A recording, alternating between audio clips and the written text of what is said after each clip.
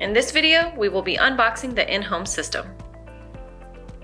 With your package, you will receive a folder that includes some important information and documents, such as the Quick Start Guide, where you will find helpful setup and testing instructions, and the Vial of Life. Now let's go over the equipment. First, we have the base unit, which acts as the core of the system. During an emergency, you will hear the alarm come from the base unit and will be able to speak to one of our live dispatchers through the built-in two-way speaker. It also has a big red help button that can be used to trigger an alarm for help. If you have the landline option, you will also receive a telephone cable connected in the back.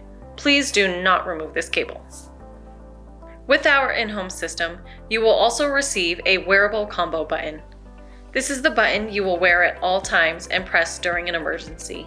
It will transmit a signal to the base unit, which will then call for help. The combo button can be worn around your neck or around your wrist. Both casings are included so that you can choose to wear it however you feel most comfortable. The combo button is also water resistant, so it is safe to wear in the shower. As you can see, the in-home system is really simple. You've got your base unit and your wearable button. We do have optional features such as the fall detection button, the lockbox, wireless wall buttons, and our Bella charms.